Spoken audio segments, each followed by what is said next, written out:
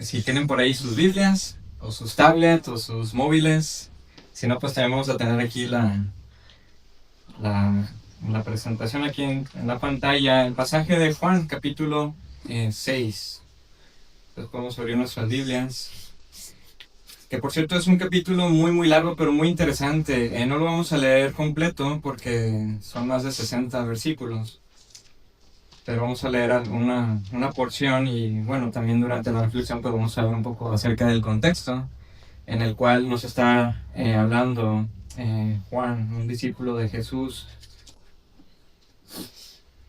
Pero vale la pena poder leerlo todo, es un pasaje muy interesante y muy bonito para nosotros y sobre todo pues también eh, de que estamos en medio de aprender quién es Jesús y que nosotros somos sus discípulos y la gran invitación que tenemos para Él. Es muy pertinente lo que vamos a estar viendo. Entonces Juan capítulo 6 y vamos a comenzar del versículo 28 al 43 y después vamos a brincar del 48 al 69. Y dice así la palabra de Dios. Entonces le dijeron, son unas multitudes que están por ahí, pero lo vamos a ver más adelante. Entonces estas multitudes le dijeron a Jesús, ¿qué debemos hacer para poner en práctica las obras de Dios?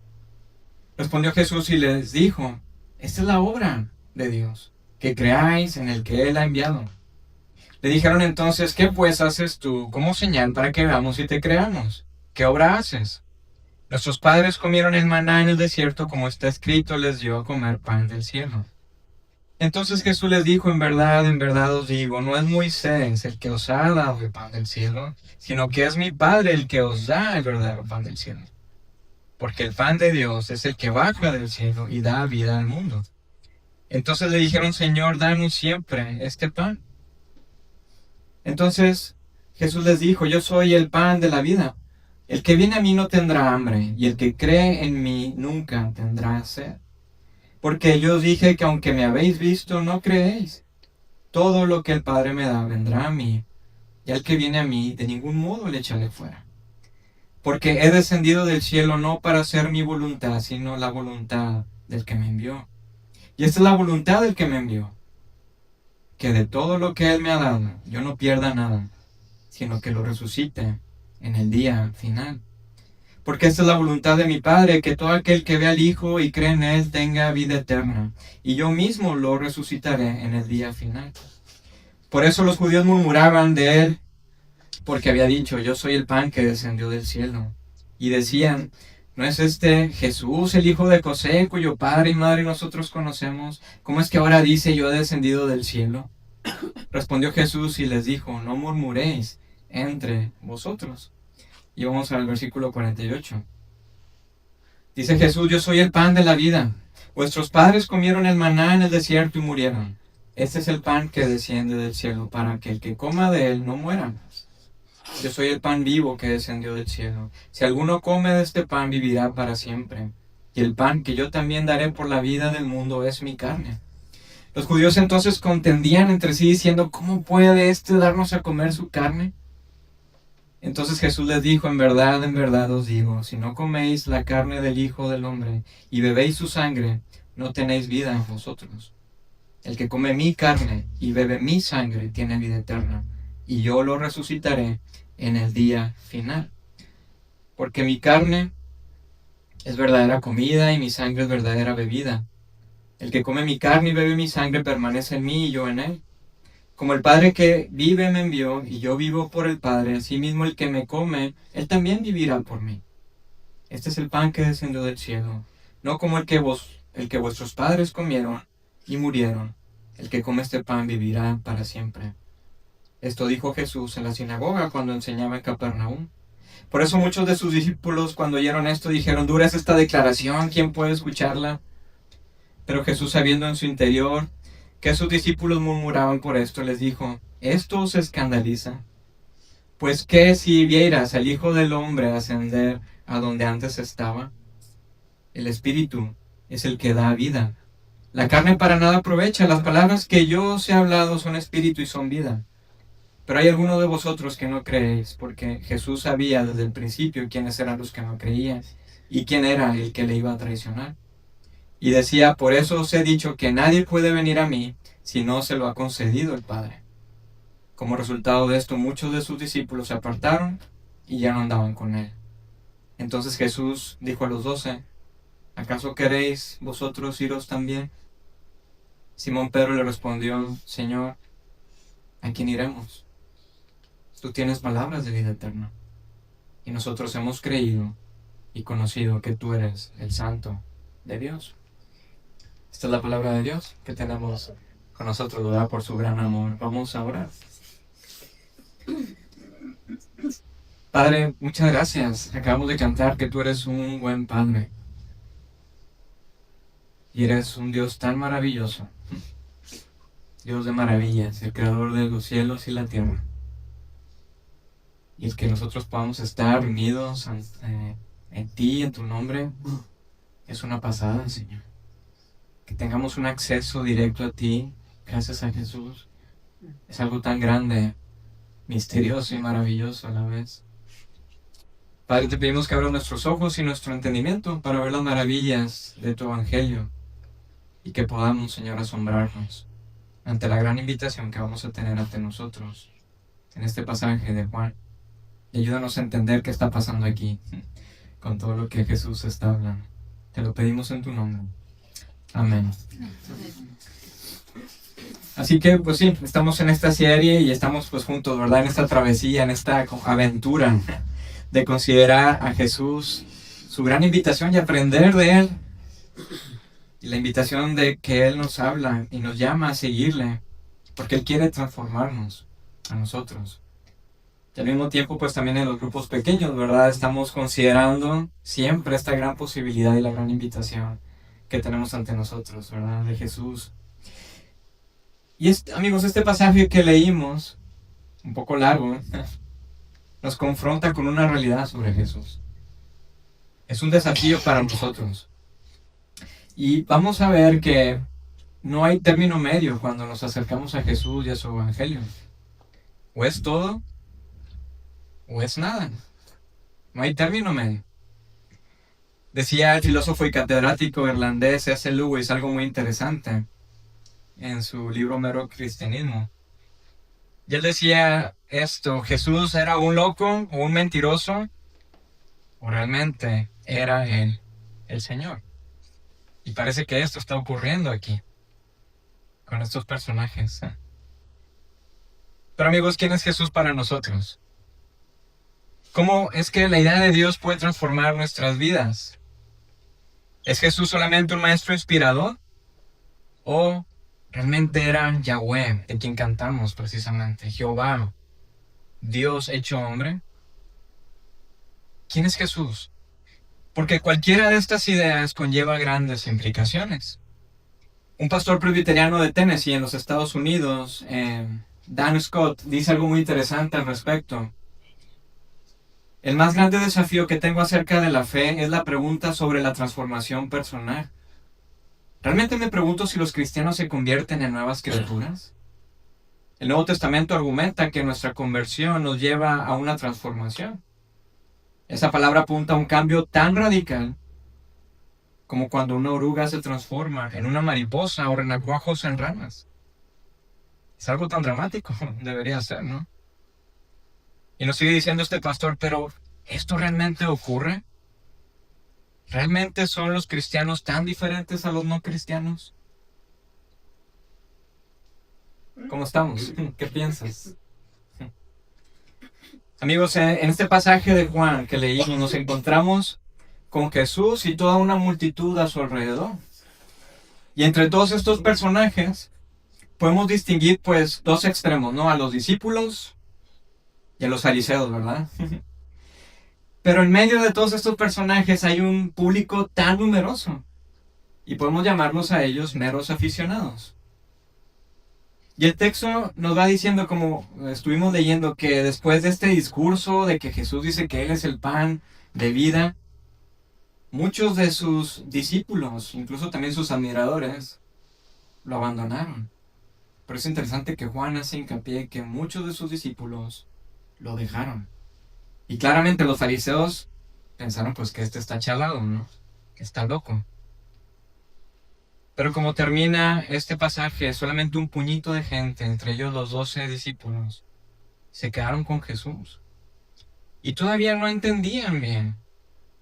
Tal vez no comprendían mucho de lo que él estaba diciendo, pero al final se quedaron masticando y procesando muy seriamente y lentamente cada una de las afirmaciones que hace Jesús en este pasaje.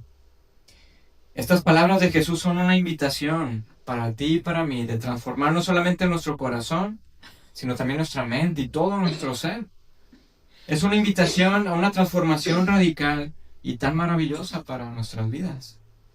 La asombrosa metamorfosis, ¿verdad?, de la oruga a la mariposa es un vislumbre de lo que Jesús puede hacer en nosotros y lo que Él quiere hacer en nosotros. Tal vez tengas mucho tiempo en el cristianismo, tal vez desde pequeño o pequeña, o tal vez has tenido un acercamiento a la persona de Jesús cuando hiciste tu catequesis y tu primera comunión. O tal vez tengas muy poco de estar conociendo a Jesús. O todavía eres un escéptico sobre la divinidad de Jesús. Pero amigos, todos somos invitados en esta tarde y desafiados por el Evangelio a creerle o no a Jesús. A seguirle como nuestro maestro o a rechazarle. Pero no hay término medio. No somos invitados a ser simples admiradores o fans. Vemos que Jesús se da totalmente a sí mismo a nosotros. Él nos dice que Él es el pan de vida y que podemos poseerlo completamente, pero no solamente un pedacito o cuando se nos antoje. Es todo o nada.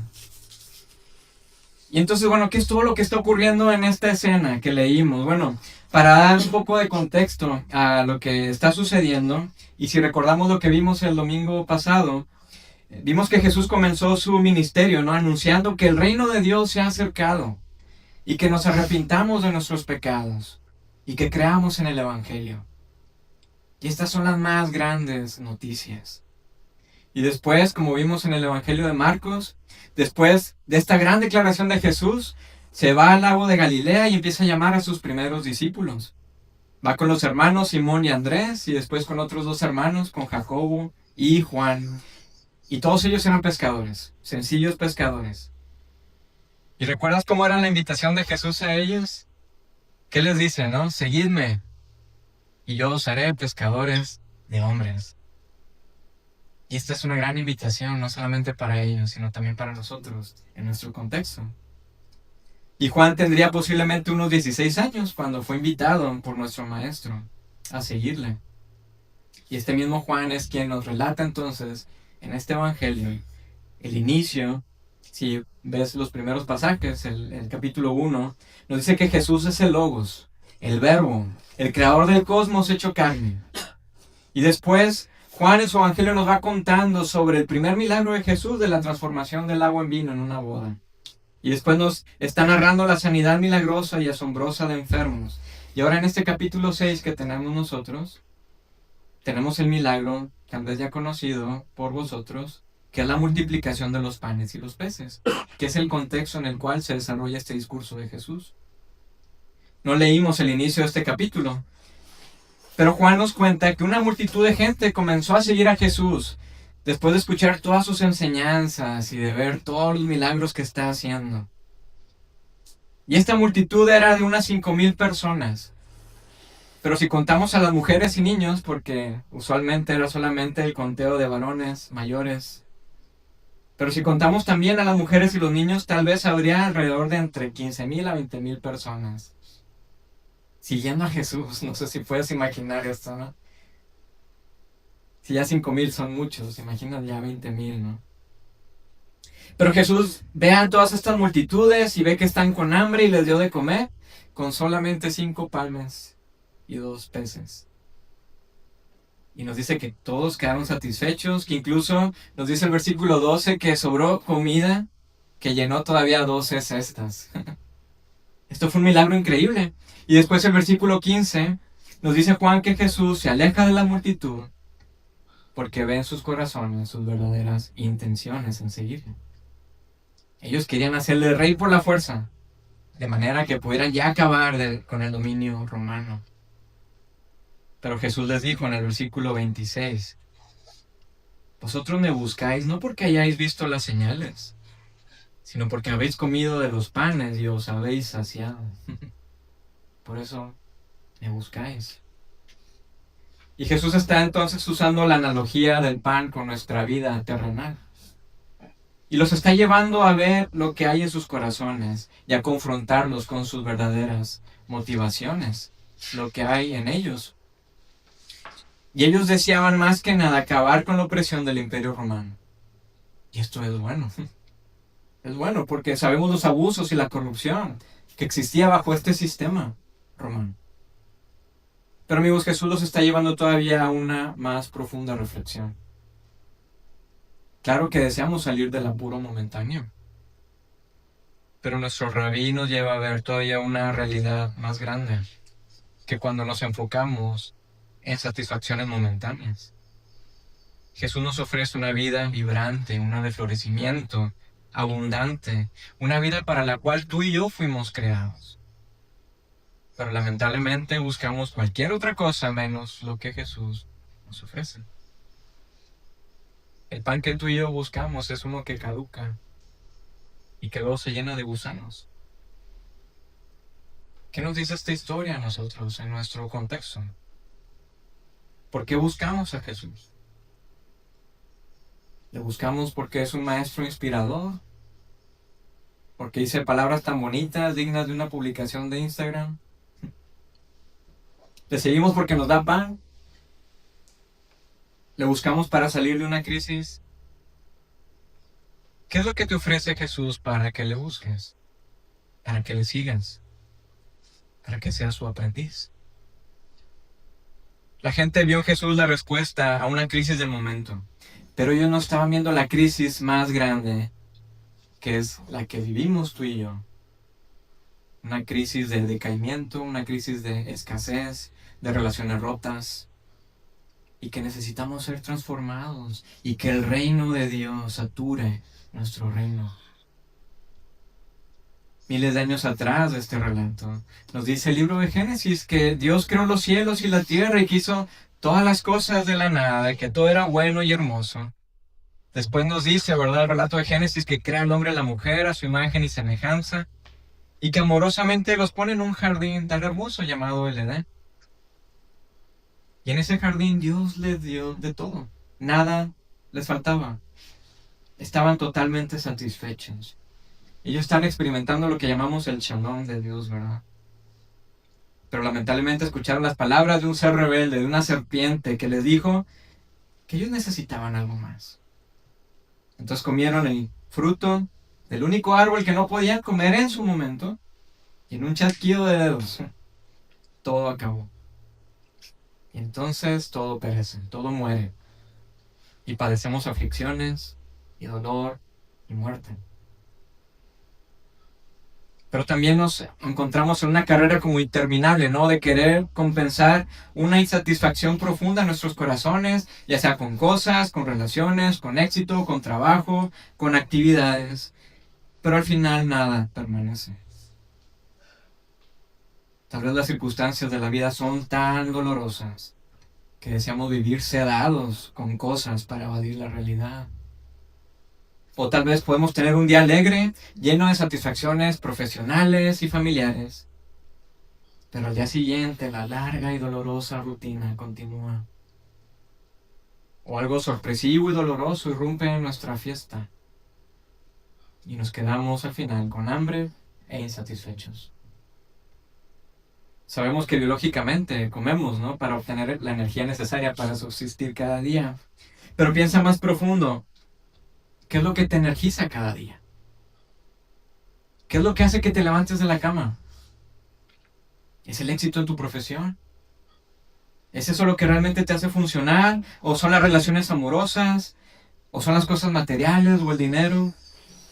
¿O el saber que alguien te necesita, que alguien depende de ti? ¿Cuál es tu pan diario? ¿Qué es lo que realmente te hace funcionar en el día a día? ¿Qué clase de pan estás comiendo? Las multitudes alrededor de Jesús querían satisfacer momentáneamente esa idea, ¿no?, de tener un líder que combata el imperio romano. Y Jesús, cuando ve las intenciones de ellos, se aleja. Porque el pan que Él nos ofrece es de otra clase. Es un pan que da vida y la verdadera libertad y transformación. Amigos, Jesús nos habla de otra vida. No la biológica, la que tiene un comienzo y un final, ¿verdad? Porque muere. ¿No? Y este tipo de vida, la que tenemos tú y yo, no es la bios. Es en griego, de ahí viene la palabra biología. Pero la verdadera vida que Jesús ofrece es una vida que es para siempre, una vida que es genuina, de peso, gloriosa. La palabra griega del texto de Juan en este relato es zoe. Así que tenemos dos clases de vida, la vida bios y la vida zoe. C.S. Lewis, en su libro Mero Cristianismo, habla acerca de la diferencia de estos tipos de vida y dice algo muy, muy bonito e interesante. La vida de tipo biológico que nos llega a través de la naturaleza y que siempre tiende a decaer es bios. Pero la vida espiritual que está en Dios desde toda la eternidad, que hizo que todo el universo natural sea, es zoe. Bios tiene un cierto parecido simbólico con zoe, pero solo el tipo de parecido que hay entre una foto y un lugar, o una estatua y un hombre. Un hombre que cambió de tener bios a tener zoe, habría sufrido un cambio tan grande como una estatua que cambió de ser una piedra tallada a ser un verdadero hombre. Y esto es precisamente lo que trata el cristianismo. Este mundo es una gran tienda de esculturas. Somos las estatuas y existe el rumor de que alguno de nosotros algún día volveremos a la vida. Qué bonito, ¿verdad? Amigos, lo que nos está diciendo Lewis básicamente es que mientras piensas que estás vivo, no estás tan vivo como piensas o como deseas o como Dios quiere que seamos. En nuestro mundo, bios, vivimos como consumidores, ¿no? Debemos devorar algo para mantener nuestras vidas actuales. Pero al final del día nos quedamos con hambre, ¿cierto? Pero Jesús llega y nos ofrece algo más allá de lo que podamos imaginar. Nos ofrece el verdadero pan. Nos regala lo que nos da vida para siempre. Y la satisfacción que anhela nuestros corazones. Entonces las multitudes le preguntan a Jesús en el versículo 28, ¿qué debemos hacer para vivir? ¿Qué obras debemos hacer? Dinos, Jesús. Y Jesús les respondió y les dijo, creer en el que Dios ha enviado. Y le dijeron entonces, ¿qué pues haces tú como señal para que veamos y te creamos? ¿Qué obras haces? Pero la respuesta de Jesús es tan sencilla y tan maravillosa. Y por eso el Evangelio es soberbio. Es creer en Él. Simplemente. Nosotros siempre queremos conocer, ¿no?, los 5 puntos del éxito. O los mantras que hay que decir para tener plenitud. O deseamos conocer las palabras mágicas. Jesús, dinos qué hacer. ¿Qué es lo que tengo que hacer? Y Jesús nos dice, hey, tranquilo, tranquila. Solamente es creer en mí. Así de sencillo. Es solamente creerle y seguirle como nuestro maestro y ser como Él. Como nos dice el libro, ¿no?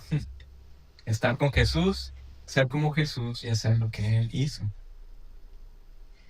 Pero Juan nos dice que la gente no estaba satisfecha con la respuesta. Ellos demandaban una señal. Y esto puede sonar increíble para nosotros, después de saber que estas mismas personas, esta multitud, fueron testigos de la multiplicación de los panes y los peces. Cada cuando ves una multiplicación de alimentos de esta magnitud, imagina la multiplicación de un simple desayuno de un niño para poder alimentar a todo el estadio de la Rosaleda. Y me da gracia que los que presenciaron el milagro de Jesús, que fueron los testigos oculares y que clamaron en el versículo 14 que no leímos, ellos dijeron, verdaderamente este es el profeta que había de venir del mundo. Todavía no creía en Jesús y su realeza divina. Y todavía lo irónico de este diálogo con Jesús llega a una progresión. Cuando ellos mismos hablaron de esta señal de Moisés, cuando el pueblo de Israel comió el maná en el desierto, ese pan que descendió del cielo. Ellos se están refiriendo a lo que sucedió en el Éxodo, en lo que encontramos en el Antiguo Testamento, cuando una multitud todavía más grande que esta, y que salieron de una esclavitud en Egipto, estaban en el desierto, buscando la tierra prometida. Ya habían pasado tan solamente 2 meses de que salieron de Egipto, en medio de las señales tan grandes de Dios, como las plagas, y posteriormente sabemos que cruzan el Mar Rojo, que se abren dos y lo cruzan en seco. Bueno, solamente 2 meses después, el pueblo de Israel empieza a quejarse y a murmurar contra Dios. ¿Y qué hizo Dios? ¿Los mató de hambre por llorones y por quejarse? No. Todavía lo sorprendente es que Dios muestra su amor y su gracia y misericordia, que envía codornices para que coman carne, y cada mañana les envía pan del cielo. Por 40 años nunca les faltó ese pan divino. Ellos le llamaron maná, que significa ¿qué es esto? Porque no sabían cómo describirlo. Así que tanto en la historia del Éxodo y ahora aquí en Juan, encontramos gran incredulidad de la gente, todavía después de presenciar el grande milagro de la multiplicación de la comida. Y todo esto me da gracia. Pero amigos, os confieso que luego por un momento veo mi propia incredulidad. Porque vivo también una disonancia cognitiva como ellos, una gran desconexión. Confieso a Jesús, pero no vivo como Él. Me encuentro con mi propia insatisfacción de calmar un apetito interno con cosas que son pasajeras. Y al final sigo viviendo o en depresión, o en ansiedad, o con miedos que se reflejan en comportamientos que no nada más me lastiman a mí, sino que lastiman a los que están a mi alrededor. Y estos comportamientos son el producto de algo todavía más interno, que es ya sea el orgullo, o la incredulidad, o la autosuficiencia. ¿Cómo estamos? Las multitudes le dijeron a Jesús de que el Mesías de Dios iba a realizar la misma señal de Moisés de enviar el pan del cielo. Pero Jesús todavía fue más allá y les dijo: yo soy ese pan del cielo. Yo soy el verdadero maná. El maná que comieron vuestros padres perecía. El que viene a mí no tendrá hambre jamás. Yo soy la más plena y absoluta satisfacción que calma tu apetito de poder o de reconocimiento o de éxito, incluso tu sentimiento de vacío. Esta declaración de Jesús, de que Él es el pan de vida, escandalizó y conmocionó a todos. Pero su declaración es profunda y desafiante. Por eso este es el más grande dilema que tenemos ante nosotros, de que en Jesús no hay término medio. Y por eso Él es realmente nuestra única y más grande suficiencia. Cuando Jesús declara: yo soy el pan de vida, Jesús nos revela 2 cosas. De que Él es el yo soy, la plenitud de la divinidad que creó todas las cosas y las trajo a su existencia. Pero también de que Él nos da esa Zoe, ¿no? Esa vida que permanece por siempre y para siempre. Y por eso esta declaración los escandalizó a todos, que de pronto decían: ¿no es este Jesús, el hijo de José, cuyo padre y madre nosotros conocemos? ¿Cómo es que nos dice que ahora he descendido del cielo? Por eso en el tiempo de los cantos era necesario también ver el pasaje de Colosenses 1, que de hecho, como os decía, tal vez era de los himnos más antiguos que se cantaban en la iglesia apostólica, y de ahí toma la idea Pablo. Y este himno antiguo dice que Jesús es la imagen del Dios invisible, el primogénito de toda creación, porque en Él fueron creadas todas las cosas, tanto en los cielos como en la tierra, visibles e invisibles, ya sean tronos, o dominios, o poderes, o autoridades. Todo ha sido creado por medio de Él y para Él. Así que este Dios creador de todas las cosas vino hacia nosotros en forma de hombre para entregarse totalmente y darnos vida. En el jardín del Edén vimos que todo muere, pero Jesús vino para convertirnos de estatuas a verdaderos hombres y mujeres con vida en plenitud, ¿no? Como dijera Lewis. ¿Qué no anhelamos esta transformación? Jesús es nuestro pan. Él se entrega totalmente a nosotros para que podamos vivir la más grande comunión con Él. Para que podamos ser librados de nosotros mismos y calmar totalmente nuestra hambre espiritual. Pero amigos, todavía lo más maravilloso es que esta transformación no solo nos va a afectar en lo individual, sino que va a ser de influencia irresistible a los demás. Porque si Jesús se da totalmente a nosotros, tú y yo podemos darnos totalmente a los demás en servicio, en amor, en justicia y misericordia. Imagina una comunidad de hombres y mujeres transformados por Jesús. Amigos, Jesús nos dice esta tarde, yo soy tu pan de vida. Yo soy tu realidad, yo soy el soy. No solamente tu maestro inspirador o tu ejemplo. Jesús nos dice, yo debo ser tu núcleo, tu centro, tu motor, lo que te hace funcionar. Tengo que ser la motivación que te haga levantarte cada mañana. Yo debo ser tu pan. Así que o Jesús es todo para nosotros, o es nada. O Él es nuestro Señor, o no lo es. El misiólogo americano Jeff Christopherson comenta de un estudio muy interesante realizado por una agencia europea. Y la hipótesis de esta agencia europea era que el cristianismo no hace ninguna contribución positiva en la sociedad. Qué triste hipótesis, ¿verdad? Pero para comprobar esto, estos investigadores europeos llevaron a su equipo de investigación a una ciudad muy importante en el sur de los Estados Unidos, en una zona que se conoce como el Cinturón Bíblico Americano. ¿Por qué? Porque hay demasiadas iglesias en esta ciudad. Y ellos observaron algo muy interesante. Comenzaron a contar todas las iglesias en esta ciudad. Había iglesias bautistas, metodistas, anglicanas, asambleas de Dios, católicas, presbiterianas, etcétera, de todos los tamaños, estilos y colores. Una larga lista de iglesias. Entonces, ¿qué es lo que podemos pensar al saber de la presencia de tantas iglesias en una ciudad?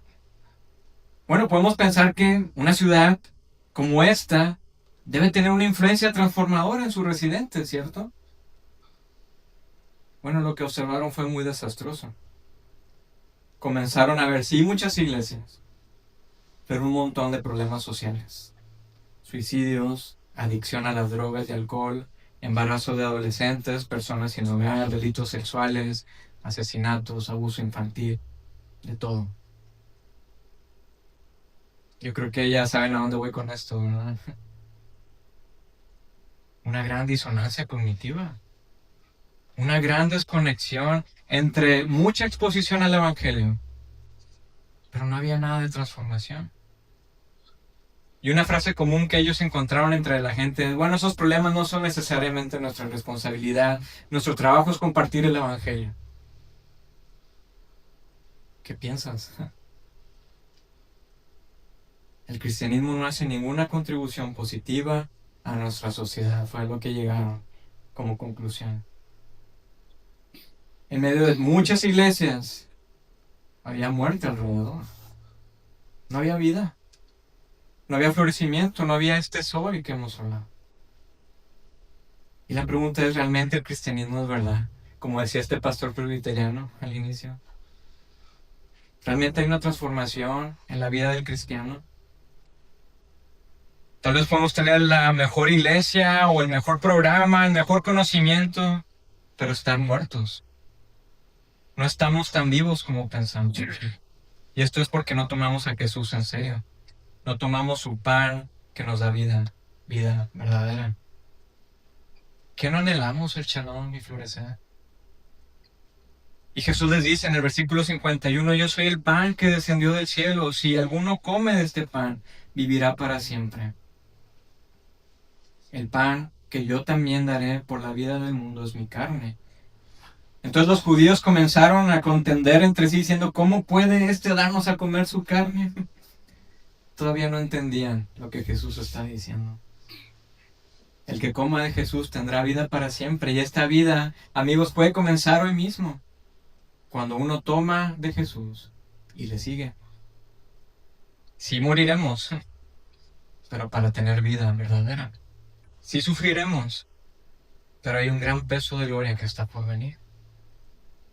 La muerte de una semilla para dar lugar a una hermosa planta, o esta metamorfosis, ¿no?, de la oruga a la mariposa, son los vislumbres de lo glorioso que está por venir.